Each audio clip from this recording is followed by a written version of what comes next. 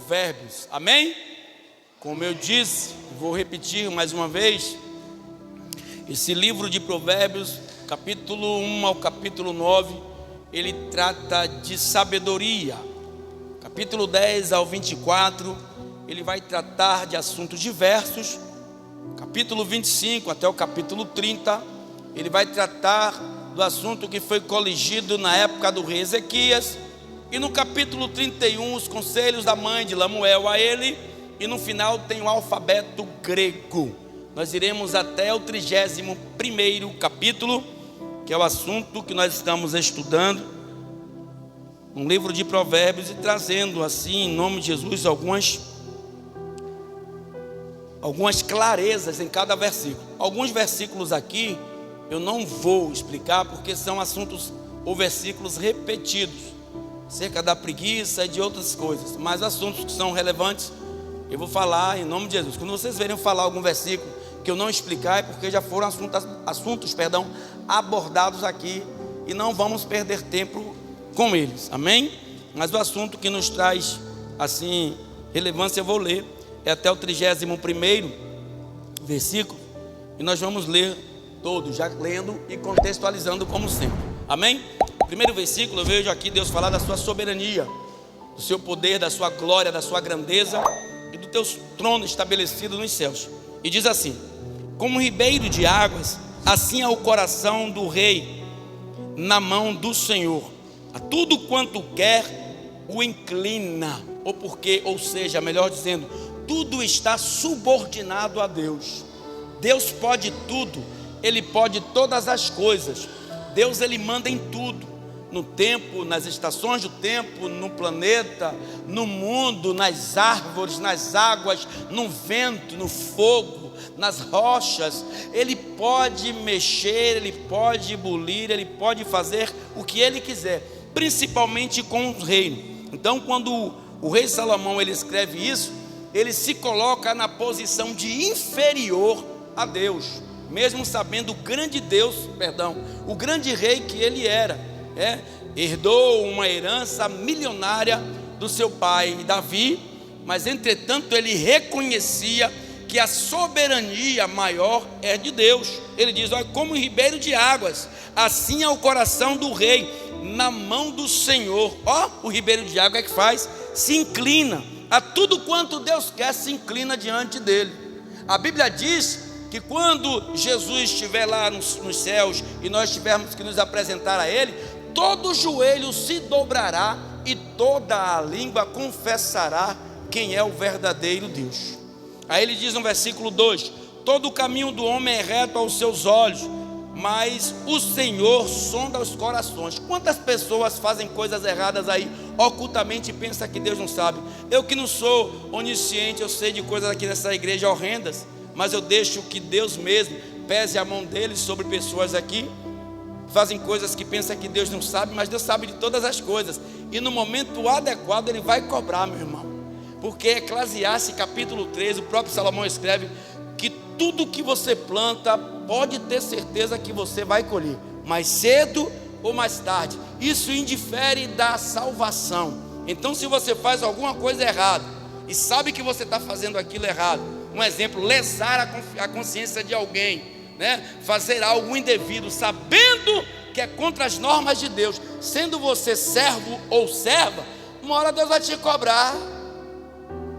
Sabe o que acontecia comigo logo quando eu saí da empresa de coletivo? Porque eu moro em Simões Filho, passei 10 anos lá. Primeiro eu passei 2 anos e 4 meses, 2 anos e 7 meses, até saí no dia de 2000, no dia que fizeram aquela atrocidade com as torres gêmeas. Saí ali em 2001, não foi? Não me lembro muito bem, saí naquela época, entrei em 98, saí em 2001, isso mesmo. E depois eu passei 10 anos. Quando os motoristas me viam, pedia para que eu entrasse pela frente, porque era conhecido dele. Eu digo: não. Eu pegava e pagava o meu transporte. Pagava o meu transporte. Por quê? Porque eu poderia prejudicar um colega de trabalho, porque tão somente estava sendo legal comigo, mas não estava sendo sensato. Aquela palavra hipotética que diz, nós não podemos cobrir um santo e descobrir outro. Então vejo pessoas às vezes dentro da casa de Deus usar de situações como se estivesse fazendo absolutamente nada. Nós somos servos de Deus, temos que agir diligentemente, conforme as coisas de Deus. Você não pode mais fazer práticas mundanas, porque um momento, ou num dado momento, você vai ser cobrado. Você pode até fazer durante 10 anos e achar que nada vai lhe ser cobrado, mas um momento certo vai ser cobrado, porque Deus, Ele não se preocupa com o tempo, Ele é antemporal. Ele no momento certo vai lhe cobrar. Isso que você está fazendo ocultamente, lesando a consciência de alguém, no momento Ele vai te cobrar e vai te escabriar. Você vai ser escandalizado pelas suas ações que vocês estão fazendo. Então vigie em nome de Jesus. Para de ser ladrão, de ser usurpador, de ser enganador, porque Deus não gosta dessas práticas. Isso são conhecidos, como já expliquei aqui, pessoas ímpias dentro da igreja. Está na igreja, mas age com impiedade. Está na igreja, mas age como pessoas levianas. E nós temos que ser certos, direitos, sensatos com Deus. Deus não gosta dessas coisas. Se eu ganho 100, eu tenho que aprender a gastar 100. Se eu ganho 1000, eu tenho que aprender a gastar 1000. Eu não posso ganhar 100 e pegar o seu 100 e gastar 200 de uma forma ilícita. Então você está sendo obra de engano dentro da igreja. Você está sendo joio no meio do trigo. E se Deus permitir que você fique assim até a sua morte, você pode ter certeza que Ele diz que o trigo Ele vai trazer para si, mas o joio Ele vai queimar. E segundo a Bíblia Sagrada, nós sabemos onde aqui a alma se queimará eternamente, quando não for aceita nas hostas celestial. Então você que está tendo prática errada aí, pensando que você está fazendo bem, como eu disse e vou repetir, coisas que eu sei, não estou aqui para envergonhar ninguém, quem sabe da sua vida é você. Para agradar ao trem, Deus está vendo isso que você está fazendo. Não pense que você está enganando a Deus, não pense que ninguém está vendo, não. Se uma dezena de pessoas já sabem isso que você está fazendo, imagine Deus. Fica aí.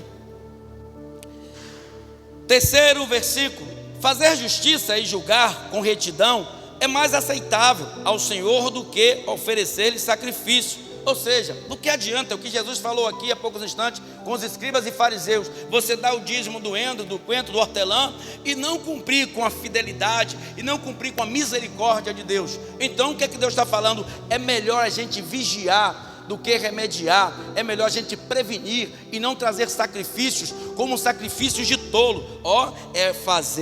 Fazer justiça e julgar com retidão é mais aceitável ao Senhor, vivermos antecipando os fatos para que nós não caiamos nas astutas ciladas do diabo, ao Senhor, do que oferecer-lhe sacrifício. É o que eu falei aqui há pouco no instante. Está roubando, está metendo a mão no que é dos outros, e está aqui na presença de Deus orando, fazendo orações repetitivas, fazendo petições a Deus, jejuando, e Deus não está recebendo nada disso.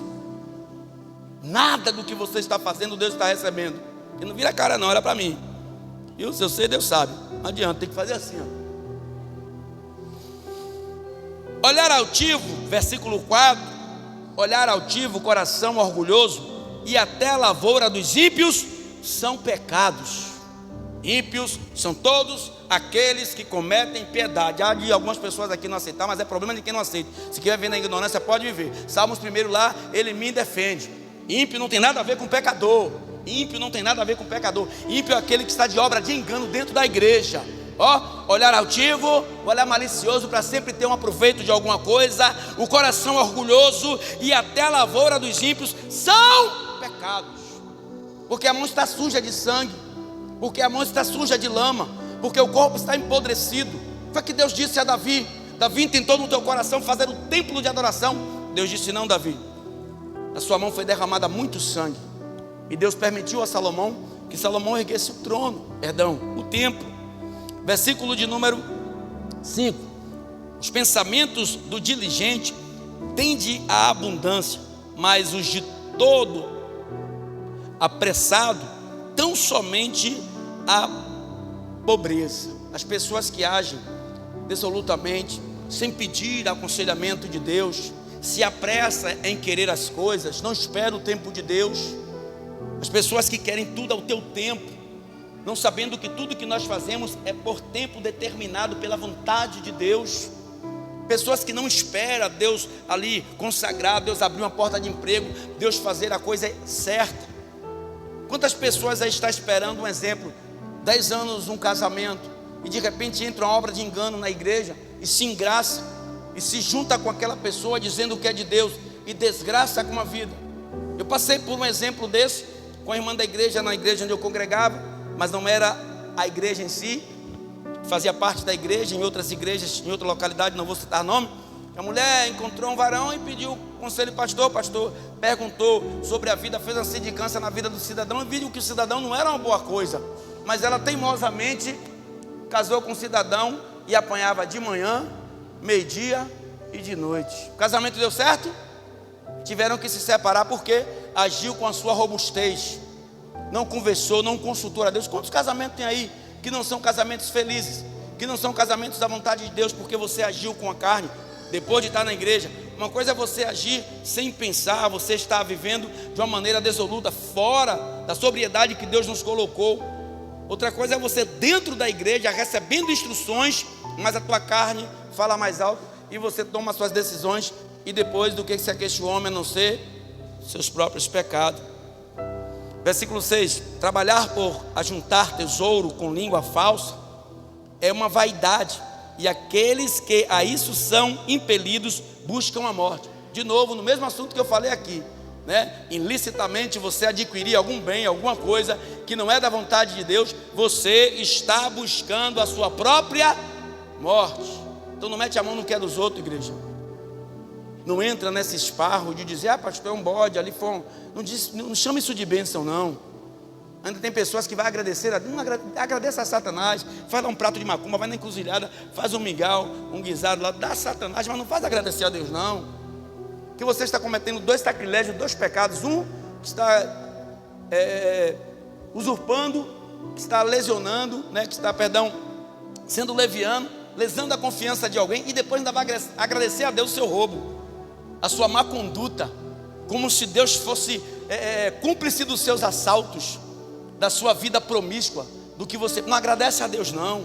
Fica pelo menos quieto, tem pelo menos essa humildade de dizer, não vou agradecer a Deus não, que isso aqui foi adquirido ilicitamente, eu não vou agradecer a Deus. Pedir a Ele misericórdia pela minha vida, que a minha carne impulsionou mais rápido do que a minha adoração a Deus. Amém, igreja? Estou vendo gente aí só virando a cara. Eu sou terrível, vou lhe dizer, e tenho medo. Versículo 7. As rapinas dos ímpios virão a destruí-los, porque eles recusam prática do que eu estou ensinando, agir justamente.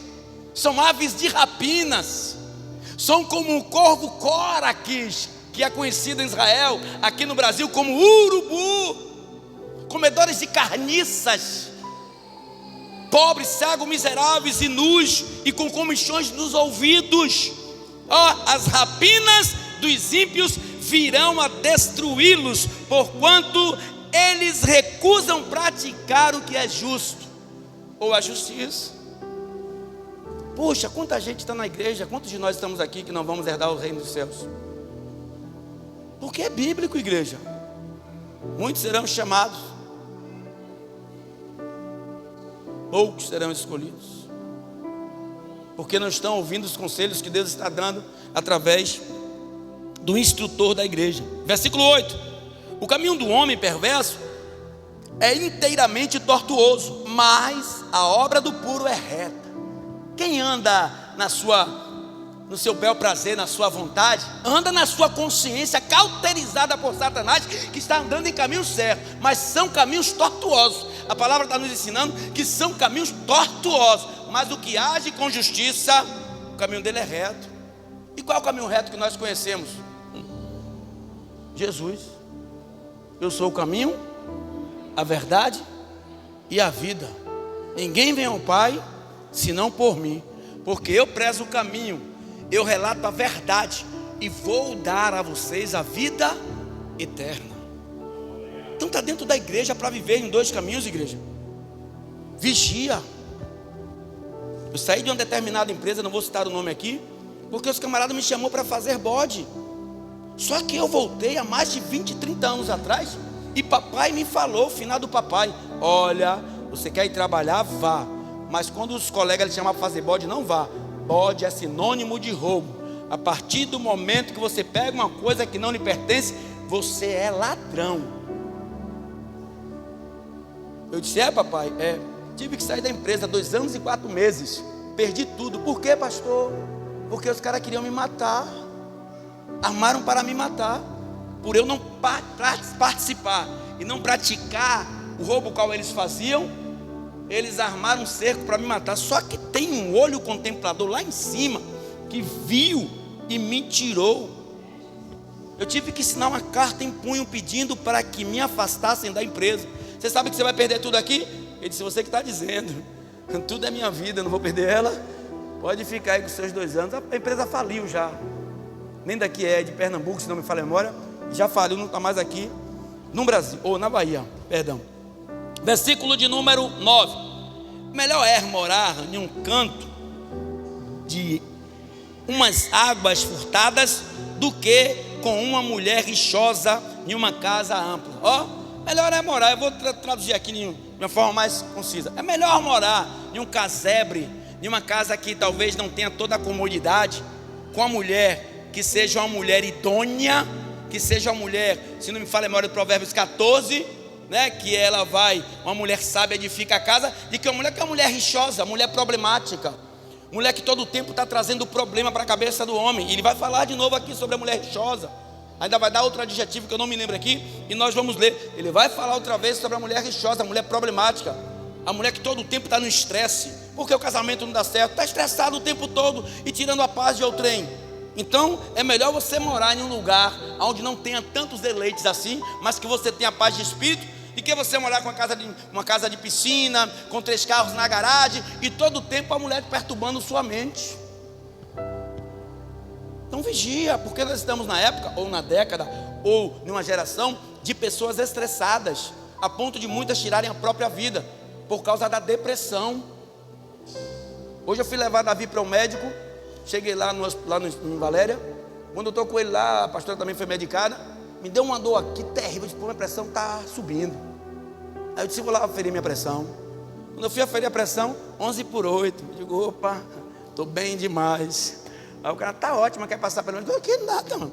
Eu só quis aferir, tive que fazer uma ficha só para aferir a pressão. Deixa eu quieto aqui em meu canto. 11/8 está bom demais. Está bom demais da conta. Mas tem pessoas que andam com a pressão alta direto, porque não tem uma paz de espírito dentro da sua casa. É pôr o pé dentro de casa e: eita, meu Deus, vem um problema. Por quê? O tempo todo é discussão, é briga. Eu não me lembro quando eu e a pastora brigamos por algum assunto secular, meu e dela. Não me lembro mais. Todas as vezes que nós entramos em discórdia, é por causa da igreja, porque ela gosta de passar a mão na cabeça. Eu sou mais áspero, eu não concordo com muitas coisas que ela faz, e ela não concorda com muitas coisas que eu faço. Eu vi aqui no dia que eu estava fazendo a reunião com os obreiros aqui. Você me lembrou aquela... Deixa quieto. Com os obreiros aqui, e eu estou vendo ela aqui apreensiva olhando, eu largando a muqueca em cima dos obreiros, e ela está aqui assim apreensiva olhando. Eu só olhando para ela: Deus ajude que ela não se meta, Deus ajude que ela não se meta, que eu vou ser grosso com ela também. Porque ela tem um modo diferente de pensar de mim. Papai nunca passou a mão pela minha cabeça, e nem por isso eu dei para ruim. Sempre ele foi amor, amor, correção, correção. Tanto papai como mamãe. Então nós muitas vezes entramos em discordância por causa do ministério. Amém? Versículo 10.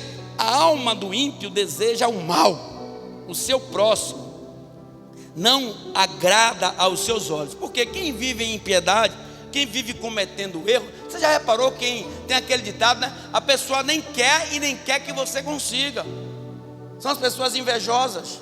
Então não vai agradar-se da pessoa que anda com retidão, aquele que faz o mal, porque às vezes não consegue sair da vida maligna, e vê você progredindo, vê você mudando de comportamento, de ação, começa a ficar com ódio de você. Ou seja, a luz não se mistura com as trevas. A alma do ímpio deseja o mal, o seu próximo não agrada aos seus olhos. Nunca você vai agradar uma pessoa que tem momentos de instabilidade, que não quer uma vida contrita com Deus, se você tiver, porque você vai chamar ele para orar, aí ele não vai, você, rapaz, você não ora, né, velho? Ele não vai agradar dessa palavra sua. Você vai chamar ele para evangelizar, ele não vai. Rapaz, você não evangeliza uma vez, ele não vai ficar agradável com você, esqueça isso. Ele não vai se agradar de você, porque a vida dele tão somente é do seu umbigo para cima. Versículo 12, não é isso? 11. Quando o escarnecedor é castigado, o simples torna-se sábio, e quando o sábio é instruído, recebe o seu conhecimento, ou o conhecimento. Porque quanto mais você procura o mal, mais o mal vai estar perto de você. E quanto mais aquelas pessoas que andam com retidão agirem corretamente, mais vai atrair as coisas boas. Ou seja, quando o escarnecedor é castigado, porque pela forma medíocre, pela forma maléfica de viver, o simples torna sábio. Porque a pessoa simples está ali, dá ouvidos à palavra do Senhor, não é orgulhosa, ouve aquilo que se é para ouvir, e quando o sábio é instruído, recebe o conhecimento. Porque ele foi sábio, porque ele deu ouvido para ouvir aquilo que se deveria ouvir, e deu lugar àquilo que se ouviu, e fez práticas na sua vida. Está entendendo, igreja? Está entendendo, igreja? Prudentemente considera o justo a casa do ímpio, quando os ímpios são arrastados para o mal. Prudentemente considera o justo a casa do ímpio, quando os ímpios são arrastados para o mal. Ou seja, você está vendo, você está tendo prudência. Olha, se aquilo está acontecendo com ele, é porque ele praticou o mal. Então eu vou ser mais prudente, vou ser mais cauteloso, e não vou agir como ele. Vou ficar de fora olhando, vou ter uma vida com ele ali dentro da igreja, mas minha vida espiritual ou minha vida secular, independente se seja igreja ou de um trabalho, não se misture com pessoas que vai trazer maus para a sua vida. Prudentemente considera o justo a casa do ímpio, quando os ímpios são arrastados para o mal. Fica distante, considera que ele ali está fazendo práticas maléficas e vai atrair coisas maldosas e maléficas para a sua vida. Então não é para você se apartar, mas não é para se misturar com tais tipos de pessoa. Nós temos que aprender a viver dentro da casa de Deus, num trabalho em que nós convivemos com os nossos entes queridos, mas sabendo qual é a nossa posição, qual é a nossa condição diante de Deus, e sabendo quais são as atitudes dessas pessoas, para que nós não venhamos degrenir a imagem de Deus com as nossas vidas. Versículo 13: o que tapa o seu ouvido ao clamor do pobre, também clamará e não será ouvido. Tudo aquilo que você planta, um dia você vai colher. Ou seja, muitas vezes alguma pessoa chega e te pede algo, você, por estar passando por uma situação melhor, e evita ajudar aquela pessoa, né, que está realmente necessitada. Uma hora, como o mundo ele gira, uma hora você pode estar embaixo, aquela suposta pessoa está em cima, ou então outra pessoa que você pedir. Se lembra lá da parábola que Jesus fala do credor infiel, né, que ele é insensato, o rei deve ao rei uma certa quantia bem irrisória, o rei vai e perdoa, bem grande, o rei vai e perdoa ele. De repente ele encontra na rua uma pessoa que devia algo irrisório a ele, ele faz com que aquele homem seja preso. E quando o rei sabe daquela situação, o que é que ele faz? Rapaz, eu te perdoei aqui, você foi e fez aquilo com aquele pobre coitado, por isso agora será castigado e preso. Então quando você tiver alguma coisa que não tiver mais utilidade, e você ver alguém que está necessitando, não seja omisso nisso, ajude. Faça essa prática da caridade. Isso sim é uma caridade, diferente do devolver aquilo que pertence a Deus. Quando você puder, é claro. Se você não puder, você não vai poder fazer, mas se você puder, faça. Nem sempre a gente está nas condições de ajudar, de fazer, mas quando você tiver, não seja. Eu cheguei um dia desse aqui, estava na obra aqui, cheguei em casa 0h40, tinha um cara que dorme lá na porta, uns 3 que dormem lá. Aí um cidadão chegou e eu cansado aqui, velho, nesse dia, quando eu cheguei lá, ele: pastor, você tem um lençol lá em cima para me dar aí, e uma comida? Eu digo: rapaz, fui bem sincero com ele, negão, quando eu subo aí por descer, neguinho, ainda mais uma hora dessa, velho, ore a Deus aí, viu, velho, para que eu suba e desça, ore bem a Deus. Fui, desci, dei um lençol a ele, a pastora fez a comida, dei banana, dei um bocado de coisa, mas tem dia que ele vai pedir que eu não vou poder descer. não é nem pela má vontade, porque nem sempre você está disposto, não é porque eu não ajudo só ele, ajudo outras pessoas também, e nisso muitas vezes nos causa um enfado. Isso é normal, mas tendo liberdade para fazer, tendo como você fazer, não negue. O presente, versículo 14, que se dá em segredo, abate a ira, e a dádiva no seio, uma forte indignação. Ou seja, tem pessoas que dá alguma coisa a alguma pessoa e faz um alarde terrível. Me lembrei agora de Jacó, quando ele volta da casa de Labão. Ele, para aplacar a ira do seu irmão Esaú, ele manda presentes valiosos, mas ele manda com que os seus servos, os seus súditos, por um primeiro motivo, que ele estava com medo da reação de Esaú, e outro que ele poderia se vangloriar, ele não fez isso. Vai lá e leva, e diz a ele que foi o irmão dele que deu. Tem pessoas que dá uma coisa a uma pessoa e fala: foi eu que dei ali, ó. Foi eu que abençoei ali, ó. Foi eu que fiz ali. Para quê? Para se vangloriar de quê? Deus está vendo o que você faz, Deus está vendo o que você fez. E quando você faz isso, às vezes em secreto, porque quando você faz algo para alguém e você conta para outro alguém aquilo que você fez, você está, de uma certa forma, humilhando aquela pessoa. Um exemplo: eu dou uma calça a Márcio, porque Márcio está vendo com a calça furada, hipoteticamente. Aí eu chego para Val: olha, está vendo aquela calça que Márcio está usando lá, aquela camisa lá que Aguinaldo está usando? Está vendo aquela calça? Está vendo aquela calça que Moisés está usando? Foi eu que dei. Não estou sendo legal. Então, ó, o presente que se dá em segredo abate a ira, porque o irmão depois sabe que você deu presente a ele e falou a outro irmão, ele vai ficar chateado, entendeu? Então você deixa lá quieto, e a dádiva no seio, louvado seja Deus, uma forte indignação. Versículo: praticar a justiça é alegria para o justo, mas espanto para os que praticam a iniquidade. O mesmo que eu falei naquela hora: quem anda em iniquidade nunca quer ver você bem, fazendo o que é certo, porque quer que você faça que esteja na mesma situação que ele, que você ande nos mesmos erros que ele. Ó, praticar a justiça é alegria para o justo, mas espanto para os que praticam coisas ilícitas ou iniquidade. O homem que anda desviado do caminho do entendimento, na congregação dos mortos repousará. Quem não anda diante de Deus vai congregar onde quando morrer? Em que congregação? Nos céus ou no inferno? Vai repousar no inferno, vai ter a sua estadia no inferno. O homem, versículo 17: necessidade, louvado seja Deus, padecerá o que ama os prazeres, o que ama o vinho e o azeite, nunca enriquecerá. Azeite aqui vamos simbolizar como fundos financeiros, o vinho como teor alcoólico. Vivendo dissolutamente, pessoas que eram evangélicas e que estão no evangelho, mas por conseguir uma vida mais ascendente, ou seja, de uma posição melhor, começa a se desviar do caminho do Senhor, deixa que aquelas coisas adentrem no teu coração. E aí ele diz assim: a necessidade padecerá o que ama os prazeres, o que ama o vinho e o azeite, nunca enriquecerá. Porque a nossa maior glória, o nosso maior tesouro está nos céus. Aqui nós não iremos levar nada, igreja.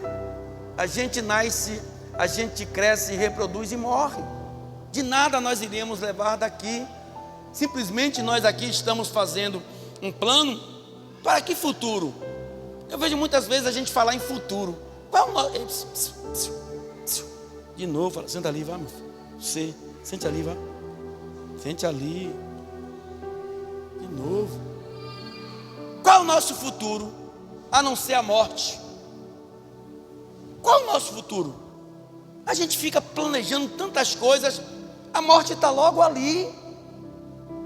Diz que Deus abreviaria os dias de vida na terra pela iniquidade, pelo pecado do homem, e isso está acontecendo.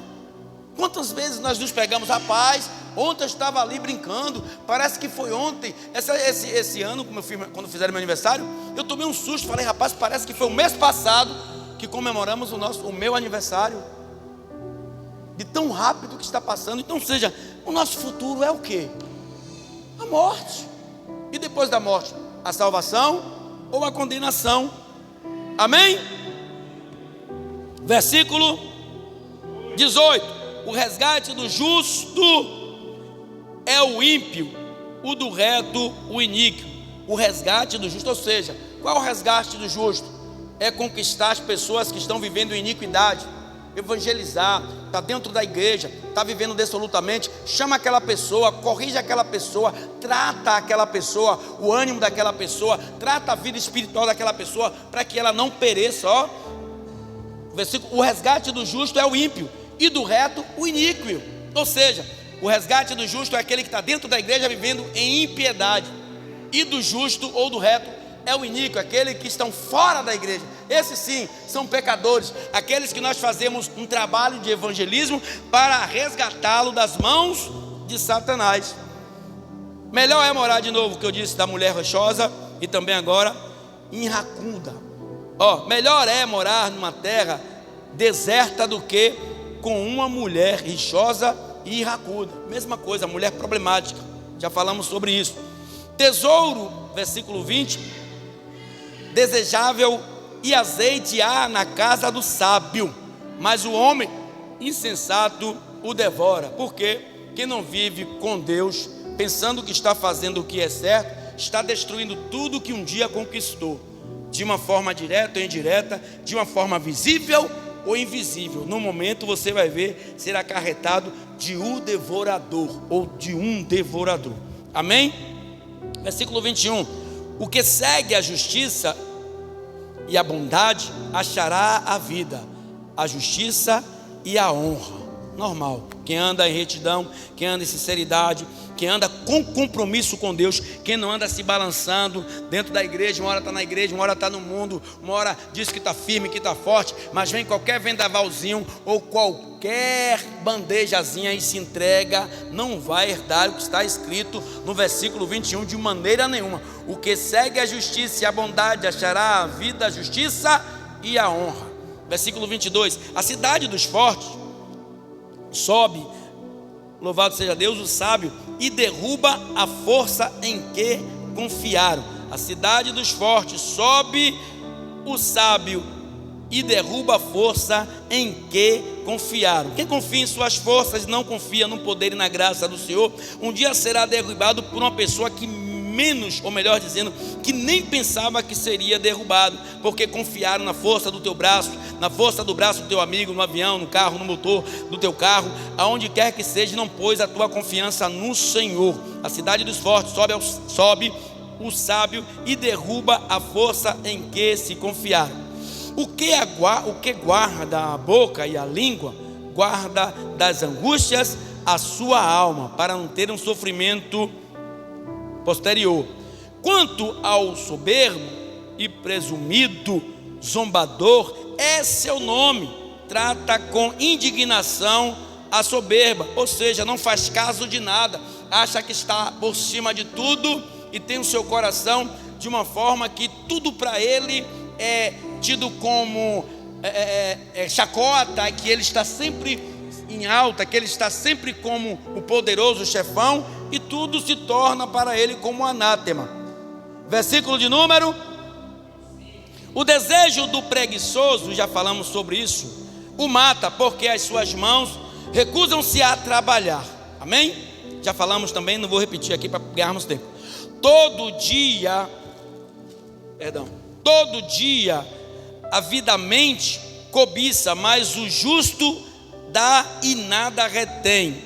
Todo dia o desejoso, o cobiçoso, louvado seja Deus, cobiça, mas o justo dá e nada retém. Ou seja, pessoas que, acho que vai falar também em outro versículo sobre isso, pessoas que andam sempre com segundas intenções, está ali dando alguma coisa a alguém, mas é ganancioso, esperando alguma coisa em troca, andando maliciosamente. Mas aquelas pessoas que não têm esse pensamento avidamente, ou cobiçoso, ou desejoso, não anda com essas formas, mas é justo, dá e nada retém, ou seja, não quer de volta. Versículo 27, o sacrifício dos ímpios é abominação, quanto mais oferecendo com intenção maligna. Olha que sacrifício de tolo, é você estar achando que está adorando a Deus, fazendo as coisas erradas, sabendo o que está fazendo, está achando que está agradando a Deus. Olha o que ele diz, o sacrifício dos ímpios é abominação, quanto mais oferecendo com intenção maligna. Foi o que eu falei? Pratica o mal, adquire alguma coisa ilicitamente, ainda vai agradecer a Deus. Pare com isso, porque Deus, Ele sabe de todas. Deus sabe de todas. Então não pense que você está enganando a Deus, não. Você está fazendo papel de idiota, de trouxa, de tolo. Deus está vendo tudo. Os olhos de Deus são os olhos contempladores. Está em todos os lugares, ao mesmo tempo, porque Ele é onipresente. Ele está em todos os lugares. Aqui nos Estados Unidos, Ele está na Europa, está na América, está no Sudeste, no Centro-Oeste, na África, nos continentes africanos. Ele está em todos os lugares. E os olhos dele são olhos contempladores. A testemunha mentirosa perecerá, mas o homem que ouve falará sem imputação, ou seja, sem acusação, sem fundamento. Ele não vai ligar com a língua mentirosa e não vai se debater com aquilo, porque ele sabe que são discussões infundáveis, porque se há retidão no coração dele e aquela testemunha mentirosa está tentando fazer algo, ele vai morrer, ele perecerá com ele, com a língua dele e com a maldade dele.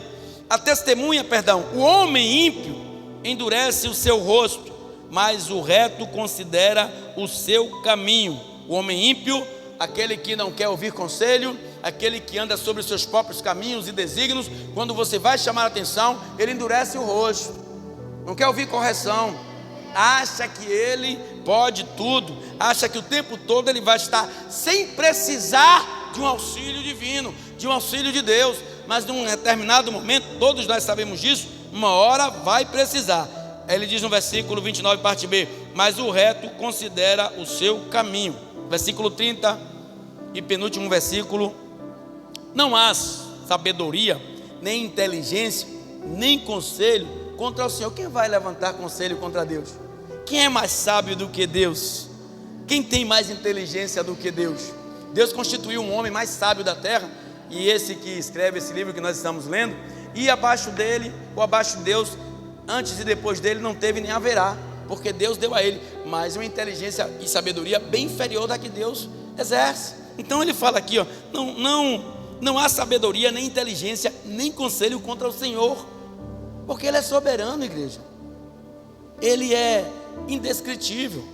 31, versículo, ou 31º e último: o cavalo prepara-se para o dia da batalha, mas do Senhor vem a vitória. Quantas pessoas preparam tantas coisas, mas a resposta vem do Senhor. 600 cavaleiros com 600 cavalos, Faraó preparou para destruir o povo ali encurralado em Pi-Hairote, quando saíram lá quase 13 milhões de pessoas, segundo alguns pregadores, com Moisés, grande comitiva. Quando eles chegaram lá, prepararam tudo, cavalos e cavaleiros, e todos foram sucumbidos pelas águas, porque Deus é quem prepara o dia de amanhã para mim, e é Deus quem prepara o dia de amanhã para você.